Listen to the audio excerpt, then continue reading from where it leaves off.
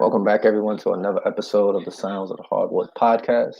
In this week's episode, we'll be talking about the recent struggles of the Golden State Warriors, this new Nets and 76ers rivalry that's now brewing, I guess you could say, and the legacy of Greg Popovich as he has now become the NBA's all-time most winningest coach. So how you doing this weekend, Soto? Good.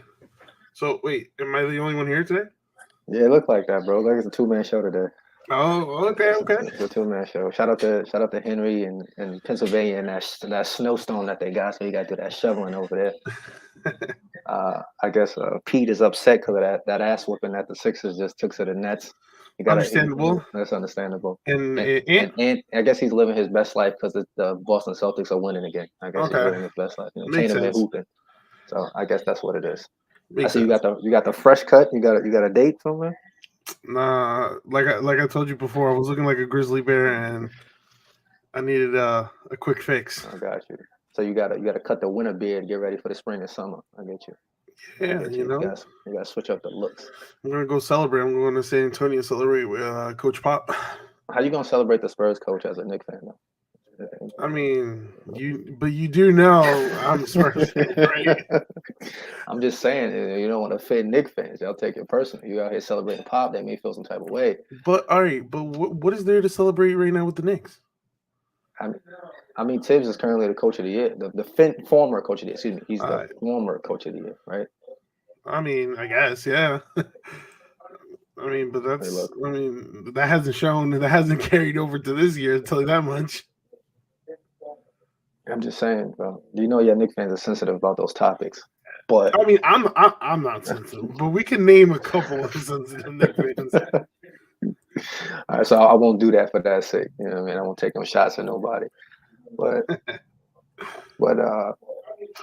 I will say they're not the only team that's has struggled. Actually, they've been winning, so I won't bash your Knicks much. I won't discuss my Lakers struggles because that's you know what I mean. I'm like a Mets fan right now. I'm gonna put the paper bag over my head and they don't even acknowledge that they exist. All right, so we're gonna talk about the Warriors struggles. In the month of February, they were 5-5, and then in the month of currently in this month in the last 10 games, they're 4-6. So people are trying to figure out what exactly are the struggles of the Warriors right now. If it's the absence of Draymond Green, is it the absence of Curry's MVP level performance that he had early in the season, or is it the struggles of Klay Thompson? So what do you feel is going on with the Warriors? Is this a reason to panic, or they're just in a slump? No, I think they're just in a slump. But it's a collection of it's numerous things. You know, definitely on defense. One of the things that they're struggling with is to get rebounds, and they miss Draymond, and they miss Wiseman, who kind of filled the void of the size, getting rebounds in defense. So Kuminga's down there holding down the paint. Looney, you really can't depend much on Looney. And then the shooting slumps. I'm going to start with Andrew Wiggins. You fans voted him in the All-Star game, and the brother's shooting 38% from the field or something like that. He's been struggling since the All-Star break. Yeah, and shooting 32, something like that. Percent from the 3-point line. He is really struggling. I mean, yesterday against the Bucks, he woke up, but that's just one game. He needs to be more consistent with that. Klay is more understandable. He's coming off from serious injury, and we did say it's going to take a couple games just to get back into that rhythm. So he gets a pass. But Curry's been quiet recently. And it shows. And I know he's frustrated, and I'm pretty sure, knowing the leader that Curry is, I know he takes the blame for that. But he needs to, wake up. Like I said, it's not time to press the panic button yet, because you are getting Draymond back, you are getting Wiseman back. So, so that's additional help that you'll be getting. But come playoff time, if you're playing like this, you're in trouble, because teams like, the Suns, especially Memphis, they're going to make you pay. So, Um, yeah, it's not concerning as of yet.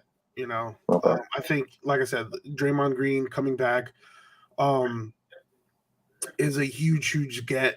And he's that vocal leader that he'll get everyone on the same page if there is chemistry issues. But once they all come back to full health, this Warriors team is dangerous because you have Poole. He's been balling out recently, Yeah, 30 coming yesterday. off coming off the bench, and this is a very deep team, and well coached by Steve Kerr. So you know it's the Warriors. So I'm just gonna say Right. it's a little slump, mini slump. Got you. I mean, I agree it's a slump as well, but I think it's a slump because they really do miss Draymond. Um, he means so much to what they do on both sides of the ball, especially defensively. Like they look lost on defense. Like offense, everybody teams miss shots that happens, but when they get to the defensive side of the ball, that rotation is not the same. That intensity is not the same. And I think his vocalness, especially with those younger players, is really important to how they play defense right now. Then on offense, he's basically like their point guard. And I think Curry's missing somebody that can help him get easy shots. That's why I think his stroke, same thing with Klay Thompson. He don't have somebody that knows where he wants the ball, where to give him the ball, and helps him get open.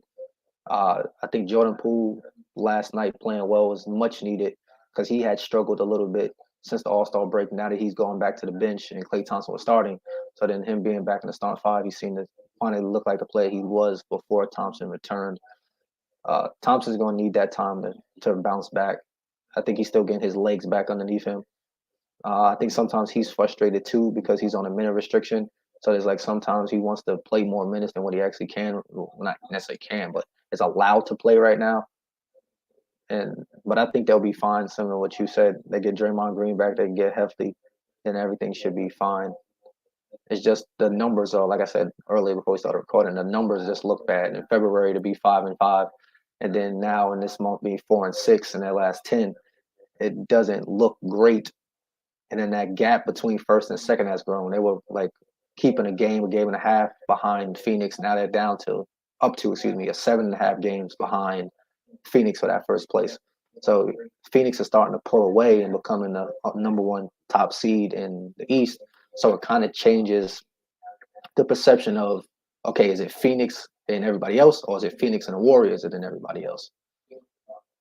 So that win against the Bucks showed that when they're playing their best basketball, they still are the one of the NBA elite's teams. They just have to look like that every game. If that makes sense. Yeah. No, of course. And I think we can. I mean, we can both agree on it's once Draymond comes back, like it solves so many problems. Even Looney said it. Like Looney said, he covers up a lot of our mistakes. He's a great help defender, great rim protector, Mm. and like we both said, he's that great vocal leader that they need right now. And then, prior to Green's injury, the Golden State Warriors were 28-6, and then Mm. afterwards, they went 15-13, still above 500, but um, their defense has taken a hit.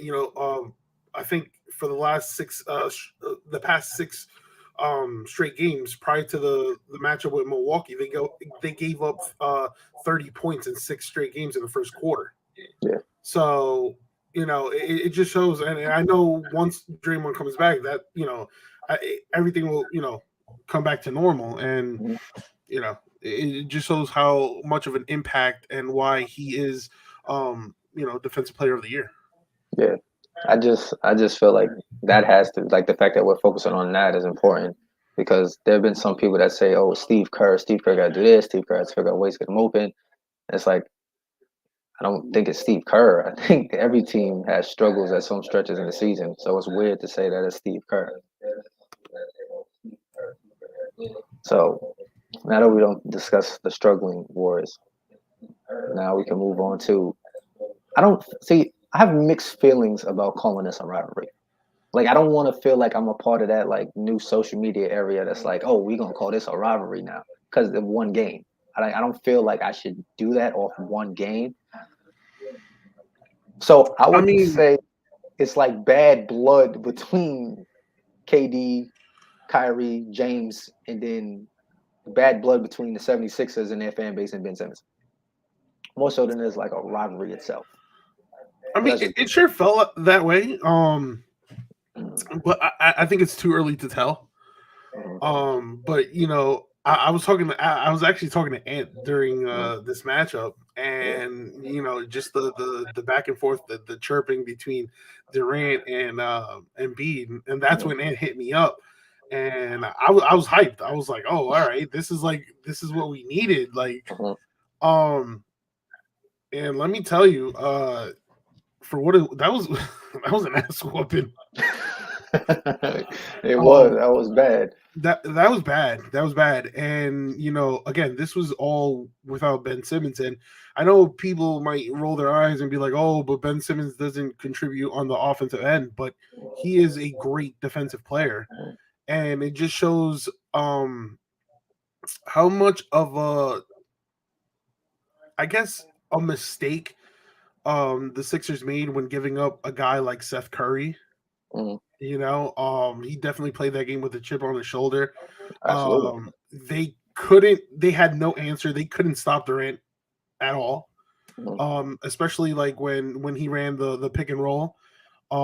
Because he, Durant is not known for his passing abilities, but every time they initiated the pick and roll, Claxton and Drummond ate. yeah. They were always like open in the paint, and then Mm, it's like pick your poison. So if you don't, he Durant's gonna pull up, and that's cash money. He's a sniper. So one thing I noticed though is, damn, like MB can really draw draw fouls. yeah. He Yeah. really can. But Harden was nowhere to be seen. I'm not even going to go into detail with that awful shooting performance. And then the Sixers, like, they just played terrible defense. Like, they honestly look confused out there on the Yeah. defensive end. So yeah. All I know is, if fully healthy and Simmons comes back, well, I mean, Simmons is going to come back in time for the playoffs. Um, I think the Nets are back to being a dangerous team. Okay. Yeah, I really do believe that. Um, and with the 76ers, it's like, well, all right, you just got humbled after, winning 5 or 6 straight uh, after the Harden trade. So it's, get back to, playing aggressive, Mm, and see what can happen. But uh, if this in fact is a rivalry, like, I would love to see a 7-game series in the playoffs between both guys. I mean, gotcha. uh, Teams. I get you. both teams. Yeah. I see. I agree with what you said.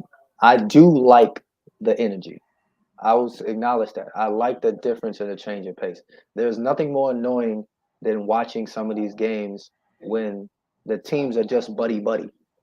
Or if somebody's like, if the media says, "Oh, is this a rivalry?" and the guys downplay it, like, "Nah, it's not really a rivalry. We all brothers at the end of the day." I feel like Kyrie and KD took the approach, was like, "Okay, yeah, that's our brother, that's our bro. He made a decision that he felt was best for him and his career. We respect that. Cool." But then when we get on that court, we're competitors now, and we're going to attack you because you kind of did say to us, "I don't want to play with y'all. I'd rather go play with them because I don't think we're gonna win championship." So I appreciate that competitiveness and that energy where when they got on that court, they went at him. It wasn't like it's like, "Oh, this is my man." They went at him. And I don't know if James was in party mode because he was about to go with the baby and go party later. I don't know. He was thinking about the shorties at the strip club. I don't know where his mind was at that point in time, but it was not on that basketball game. And he Hmm. looked like he was confused, like, "Hey, I thought we was cool." And they out there trying to kill him. So, but I appreciate Embiid's energy. Like, he got an and one, like the early possessions of Yeah. the game, and not KD on his ass and was talking trash. I was like, okay, Embiid, you taking this game serious. Like, you not trying to lose to Ben Simmons, even though he ain't playing, but in the sense of like the Nets themselves, because he's on that team now. but I don't think the rest of the 76ers came with that mindset like, we got to kill this team. So knowing Embiid's mindset, he's probably going to go back to them and say, yo, we're not losing them in the playoffs if we see them in the series. If we get them in the playoffs, we got to beat them. And there's a possibility they could, because if the Nets get the 7th seed and they stay at second, the 76ers, that is, they can meet them in the first round of the playoffs. So from that standpoint, what you said, I absolutely agree. I want to see some high intense competitive playoff basketball and not this like buddy, let's be friends things. Now, Yeah. if it's they stay at the 8th spot, then I mean, they got the Heat. I mean, that's not really a rivalry per se, so that'll just be a calm series. But I want to kind of low key see them get to the 7th spot and the Sixers stay at the second, so that I can see that in the first round, because that'd be a really good series. Yeah. I think the 76ers would win it, but I would still like to see it just Yeah. because. And I think it would go 7 games. Yeah. And just going back to the game, like you after the trade, and you would think like you would expect more from Harden, and disappearing back. Yeah, he did not do himself well about playing good in big games. It did not help that narrative at all. Yeah, and you know what? Say what you want about Kyrie Irving. We talk about like Kyrie's offensive game. Mm-hmm. Him like defending Harden was really impressive. That was like funny. Yeah, it was fun, but like Kyrie was locked in, and you saw every time Harden had possession, all he like kept trying to do was trying to draw the foul. And when he didn't get the foul, it was all complaining to the refs and whatnot. But it's just a very impressive victory on the Nets' part. Like, they set the tone early, played great defense, and like I said, once Ben Simmons comes back, it's gonna be. I think it's gonna be one of the most interesting things we're going to see in regards to this Nets team, because Ben Simmons does not have to score. Mm-hmm. He really doesn't. He's going to play. He's going to take on that like point forward type of role, contribute with his defense, passing, and that's about it. So, and that's the thing. Once they get Ben Simmons, I'm pretty sure they're going to put Ben Simmons on opposing players' best player. Mm-hmm. So, and then everybody on the Nets team was just eating, and they were locked in. They wanted this bad, and it felt like we were seeing like the Nets versus Joel Embiid, because Joel Embiid was the only one who kind of showed up. Yeah, unfortunately. Yeah, and that's kind of like the conversation of how. And Harden has had a good impact on Embiid in terms of making the game easier for him, because teams can't focus on him as much. But the other guys haven't seemed to, raise their level since Harden's been at it. Like Tobias has taken a tremendous step backwards since the addition of Harden.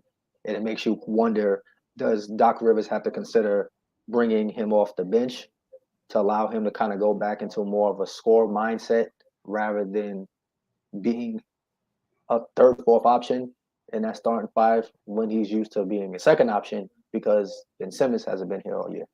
Right.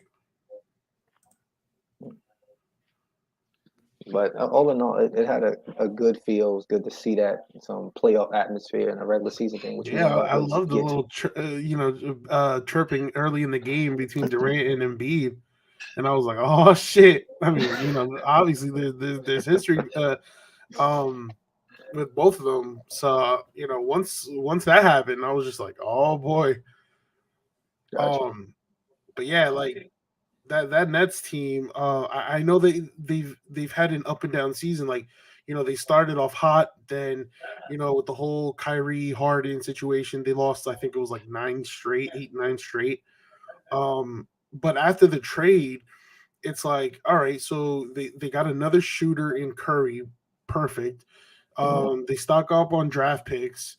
Then once Ben Simmons, gets back into shape, physically and mentally, I feel like I'm not saying that they're going to win the championship, but I think they're going to go on a deep run. And I'm interested on how it's going to like play out, having Simmons, Kyrie, and Durant all on the same time on the floor. So. And then Drummond, you have Drummond, who's, they needed a big body, and Yeah. they got it. And then you have Claxton coming off the bench. Like, it Mhm. just gave the Nets more depth. And with the 76ers, like 76ers, yeah, they went on a good win streak, because Harden balled out, but Yeah. it kind of seemed like that game with the Nets, it kind of, the Nets kind of like exposed the 76ers. Mhm. So it's like, the 76ers needs to regroup, and James Harden needs to find a way of, creating his shot better, because Kyrie was on him that day and he had no answers. Yeah. I think that was a game where I don't think James Harden was expecting them to come at him like that. And I think it really caught him off guard. He was really probably thinking like what he heard them say in the press conference was like their mindset, like, oh, we're not mad at you, James. It's all good. But then when they came at him with that different feel, I just don't think he was prepared for it. Yeah. Yeah. I was just like, oh, I was watching the game and he had good looks. And it Yeah. was brick, brick, brick. And I was like, oh, it's that type of game for Harden. Yep. So, It happens to the best of them. It yeah. really does. But since I just said it happens to the best, now we can segue to one of the best, and someone in the organization I know is near and deep to you is the San Antonio Spurs and Coach Greg Popovich. He's recently passed former head coach Don Nelson, and becoming the all-time regular season winning coach in the history of the NBA with a total of 1,336 wins. He's had them all with the San Antonio Spurs, so that is a different conversation because other coaches have accumulated their wins with different organizations. He's done all with the San Antonio Spurs. So I figure I'll let you have as much time as you need to reflect on your beloved Greg Popovich and the San Antonio Spurs. Well, I mean, what is there to say? He deserves it. He deserves it. Honestly, and this is just my opinion. I think Greg Popovich is the greatest coach ever in the NBA. Yes, it's a biased opinion, but his record, his championships, they all show for it, and all of his accomplishments. So, I just feel like not only is he like he's one of the greatest coaches, minds, and mentors. Like, if you see um Coach Popovich's coaching tree, you can see how many different like the impact that he's had. Like, currently there's five current players who worked under Pop, were head coaches. You have Udoka in Boston, you have Borrego in Charlotte, you have Monty Williams in Phoenix, you have Budenholzer in Milwaukee, and you have Steve Kerr in Golden State. And then you go on, and then there's also assistant head coaches like Mike Brown, Jack Vaughn, and then you have others who are running franchises. You have Sean Marks, Sam Presti, and others. So you see that, and Coach Pop is one of those people. And here's the thing: we don't know him obviously in a personal level, but it's from like what we see on TV and what we see on reports. And he's one of the greatest things has happened for the NBA. He definitely deserves it. It's going to be a sad day whenever he retires.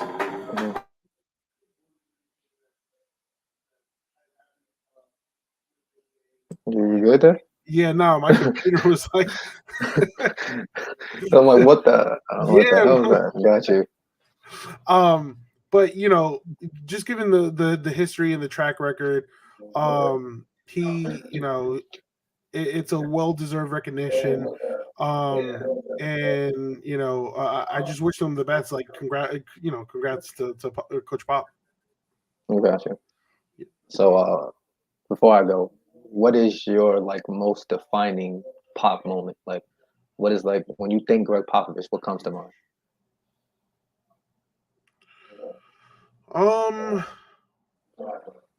If you I need don't time, let me see. know. I don't know. See, I could say either the 5 championships or his relationship with my favorite player of all time, which is Tim Duncan. Mm, Um, I think I would say the relationship with Tim Duncan, just the fact that it was like the most dynamic duo, the perfect relationship, and mm. what they brought to the city of San Antonio. Okay, I got you. Makes sense. Makes sense. You have a favorite team that he's coached, like with the Spurs? Like, is there a team that you feel So is his best team? I hate you. I hate that you asked me that question. All right, so I was torn. I was torn. Okay. I was torn between the '03 Spurs Hmm. and the 2014 Spurs. The Okay. '03 Spurs because just the what was in front of them in the playoffs. They had, I think they faced the Suns, the Mavericks, um and I think it was the Lakers and I want to say the Nets in '03. That year, 03? Let me check. Yeah, in '03. That's what I want to say. But Okay. right, I'll fact check that. and why and the reason why I was thinking about '03 is because they had to go through that Lakers team, that were champions back to back Yeah. to back, right? Uh-huh. They beat So the. It was it. I'll tell you what they beat. What the hell? Just keep going. I'll find it. And yeah, I'll check it. no, but all right. So I'm gonna narrow it to one. It's gonna be Yeah, the they 2014 did. Spurs. They beat the Spurs that year. They beat the Lakers that year. Yeah. Okay, so I'm gonna go with the 2014 Spurs because um that year it was redemption. That year was redemption for what happened in 2013. Every time I hear about that Ray Allen shot, I cringe. I That cringe, travel. and it hurts me, and it feels like I'm being stabbed in the back. So once I found out that the Spurs were once again meeting up with the Miami Heat in the finals, I can't lie to you, I was nervous. I was absolutely nervous because I was like, not again. But I wanted it, and Mm, I still said, you know what, Spurs in 7, whatever it is, Spurs in 7. mm, Spurs beat the brakes out of the Heat in 5 games, and it was one of the greatest memories I have on the Spurs.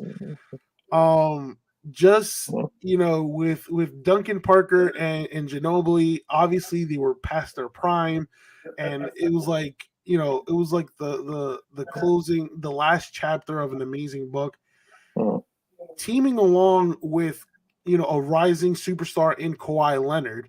mm, And then just the supporting cast that they had, the deep supporting cast that they had. They had Danny Green, Boris Diaw, Tiago Splitter, Patty Mills, Corey Joseph. It was just that great chemistry that they had that, like there was no answer for the Heat. gotcha.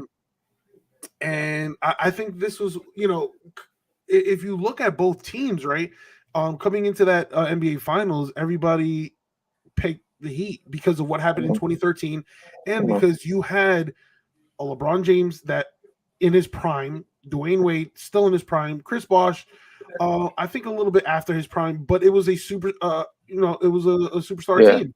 Mm, So yeah, that team featured one of the most deepest and talented Spurs of all time. So it gotcha. was one of the greatest finals in my opinion. I loved it. Go Spurs. Cool. Now, one last question. When that day finally comes, when he says, I'm hanging it up, what are you gonna feel that day? Who, Coach Bob? Yeah, Pop. When that day comes, that Pop says, I'm walking away from the It, game. How you gonna feel? it's gonna be hard.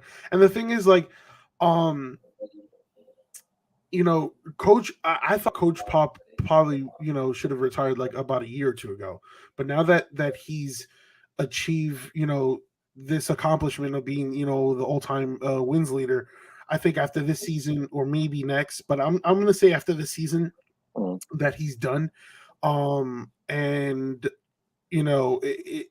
obviously it's going to be it's going to be when Tim Duncan retired. And it's crazy because Tim Duncan, when he was eliminated from the playoffs, I forgot Mm, against who.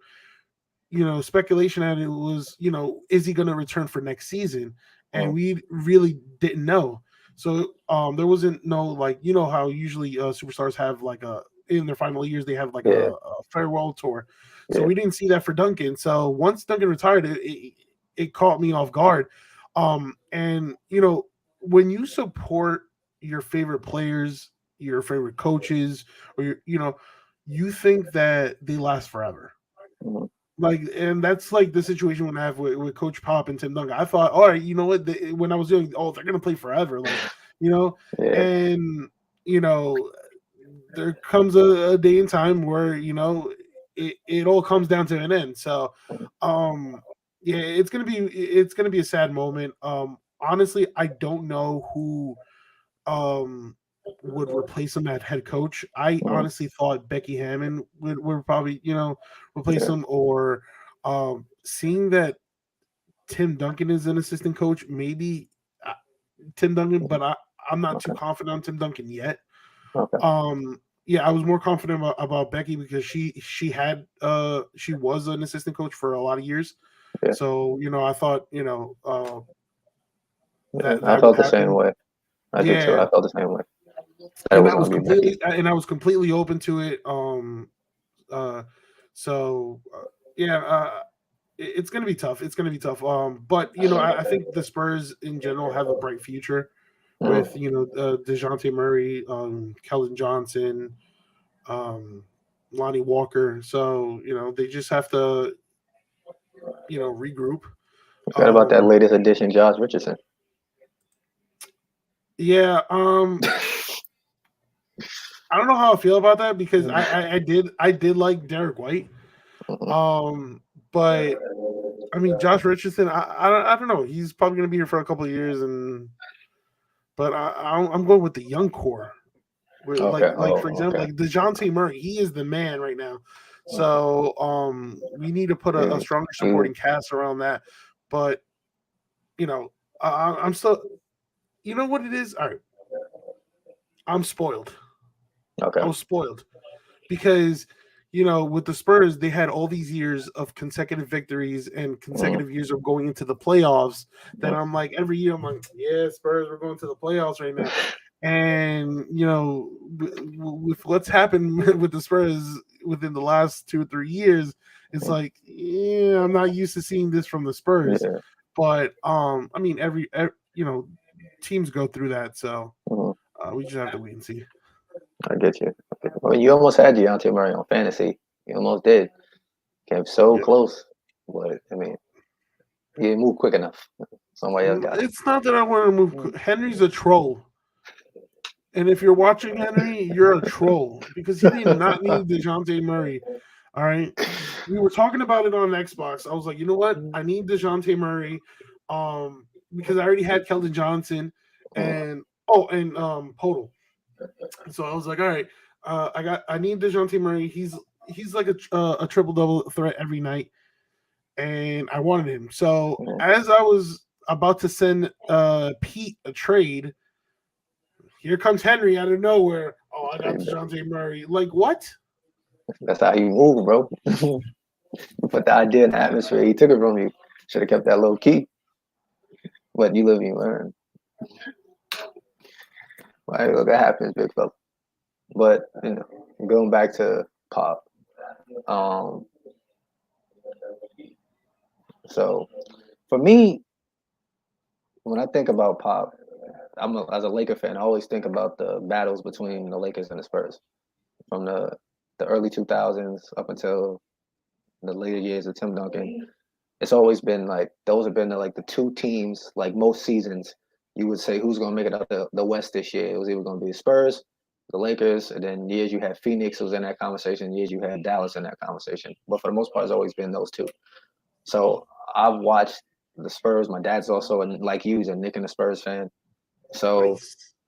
that the Spurs to me has always had like a special feel because they're like one of those teams where they always kind of don't get credit for being good. It's like especially growing up, everybody used to call the Spurs boring. Like you said, you watched the Spurs. They were like, "Oh, that team is so bro. boring. How you watch them?"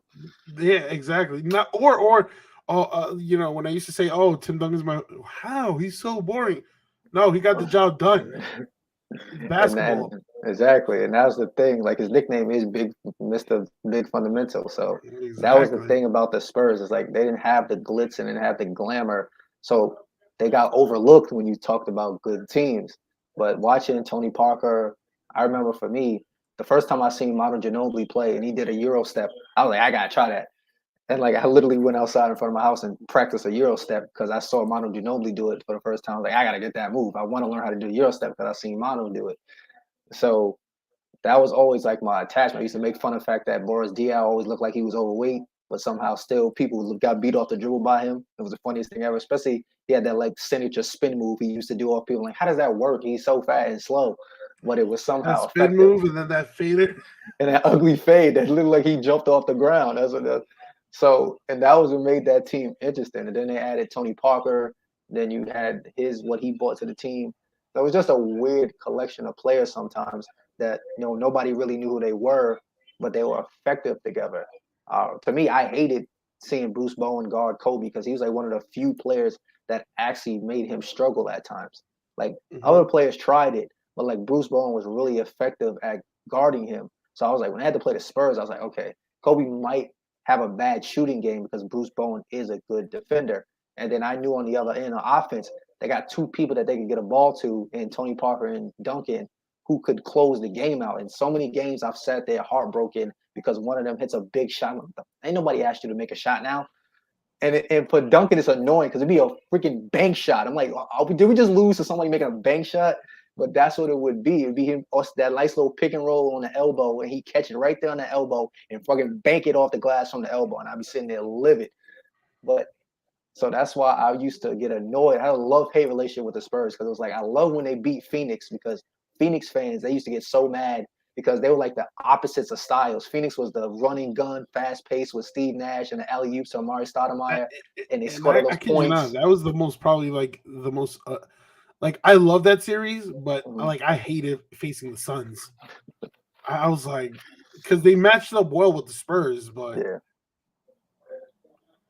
and that's what it and felt then like. you said heartbreak. Yo, let me tell you, there's been two times where I had legit heartbreak with the Mhm. Spurs. And I think it was when Ray Allen hit the shot, Mhm. and then I think it was I think it was when Derek Fisher hit the shot with like point Oh seven yeah, yeah, seconds. yeah, yeah. When he caught that and heaved it in, yeah, I remember that game. I was the Yeah, happiest person in the world. That was one of those shots where it was like the NBA knew they had to add the ability to review because he didn't really get that off, but because there was no review, it went in, it counted. So that was hype that game. He threw up a prayer and that banked in. But hmm I mean, it's fair enough because Tim Duncan didn't beat us with enough bankers. So I mean, add to the collection of bank shots going in. okay, fair For enough. me, my best team was like I said before we started recording, was the '07 team Okay, because I think seeing Tony Parker win MVP was like his first like approval into the NBA, like truly. Like I feel like a lot of times he got overlooked when you talked about the Spurs and their successes. Everybody just automatically said Pop, or they said Duncan, or when they had Robinson. Nobody really gave Tony Parker his credit. And for a while there in the NBA, he was really a top five point guard. The only other people that you really would say were better than him during his run was people like, when Chris Paul came into the league, then you had Steve Nash, then you had Jason Kidd. But he was up there in that conversation of elite level point guards, but he just never got that same love. yeah, And he never got that credit. He was always underappreciated. so I really feel like that year winning that Finals MVP made people view Tony Parker as a superstar caliber player and not just a guy that was on the Spurs. Got you. Nah, I said, I said the 2014 Spurs because smacking LeBron just puts a joy on my face. That superstar team, and like I said, it was like that the you know Father Time was catching up with Duncan, Mhm. Parker, and Ginobili. Mhm. And even though you saw Ginobili dunk over Bosch and who was it? I don't know who else it was. Shoot, I Was forgot who the other center was that they had on that team. I'll come back to me. I'm not thinking about it. Yeah. So, and like I said, like it was Kawhi Leonard's like coming out party. It was Yeah. like, you know what, like these guys, the big three were like, here's the keys to the city of San Antonio, and here's the keys to the team. Carry Mhm. in a way, it was like carry us or lead us to Yeah. the promised land, and that's what Kawhi did on the Yeah. offense and defensive side. Mhm. And that's why I was like, yeah, you know what, whenever uh, Tim Duncan retires, I will forever be a Kawhi Leonard fan. Mhm. And to this day, I still support Kawhi Leonard, and you guys can Now, vouch for that. No, I'm not a Clippers fan, but I am definitely a Kawhi Leonard fan, even though things ended terribly between. now that's because you brought that up. I was going to start to say we discussed his positives, but Yeah, now what do you think is like a pop failure? I mean, so to speak. He doesn't have a lot of those moments that he's been, but what is like a moment where you said like I I don't. questioned Pop's decision in that moment? I don't know. See, that's the thing. Like, I don't know. You know, I think it was like the whole Kawhi Leonard situation. Okay. Because if you really think about it, like, let's say they still had Kawhi Leonard, right? You know, Mhm. and you have him team up with the team that's like a DeJounte Murray. That's Mhm. a lethal duo. Like Yeah. that's a that's a great to lead a team. Um, but I think it was obvious that with the whole like how the Spurs mishandled Kawhi's injury. Mhm. From that moment on, like Kawhi was set on leaving San Antonio. Um, I I don't know what, like, I don't know in fact what was coach's Pop's role into that. I felt like he could have been more vocal about that, more Mhm. involved Mhm. with the whole like trying to keep Kawhi happy and stay in San Antonio. Mhm. So it might not be coach's Pop's fault at all, but I feel Mhm. like he should have had more of a hands-on role with that situation. Um, but I mean, overall, if you look through Coach's Pop's career, it's like he's done it all. He's Yeah. absolutely done it all. So I feel like now, at the end of this season, I wouldn't be surprised if he just hangs it up and calls it quits. Okay. In terms of coaching, Okay. maybe he can still run the front office. Okay. Yeah, but yeah. I got you. I pretty much I don't really have a failure. Like you said, he's done everything about his coaching career. The Kawhi situation, I mean, I would say he could have been maybe more vocal, but I think he went to like he normally had done and allowed, Duncan and Ginobili and Parker to handle that. Hmm. And that allowed them to do what they've always done is kind of voice how they feel. That's he's one of the coaches that are very proactive with letting his players feel that they could come to him or they could come to each other and handle issues. So I feel like he didn't want to overstep how those guys felt about the situation. Right. They felt like that Kawhi shouldn't have separated himself from the team that way. And when they said that, I guess he just felt, I can't go against those guys. Those are the leaders of the team. If that's how they feel, I'm gonna let them feel how they feel, and then behind the scenes do the best I can with Kawhi. Right. I mean, at that point, I think Kawhi had already made up his mind what he wanted to do. Yeah. I don't think there was really much he And could then do to save him. I know Coach Norman Fisher said old Kawhi or Diva Kawhi. Like I said, I am a Kawhi fan. Um, I definitely was more in favor of old Kawhi. Mm-hmm. The guy who was quiet, who did everything offense on the offensive end, defensive end on the court, Mm-hmm. and then how he handled the situation with the Spurs, and listening to his camp, Yeah, and yes, absolutely, he acted like a diva. That definitely was disappointing to see. yeah. Um, but I mean, nevertheless, I still It- support Kawhi.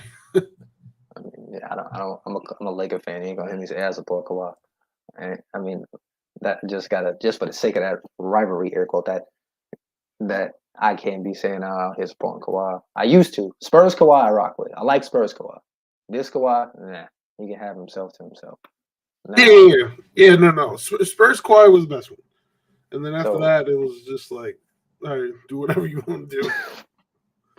So that brings us now to our closing thoughts. It's a quicker episode today because both of us probably want to watch that Knick game, that Knicks Nets rivalry. I guess is what it's called now. So you got any closing thoughts? It could be anything. You don't got to be basketball related, like always. It could be anything that's on your mind, anything you want to talk about.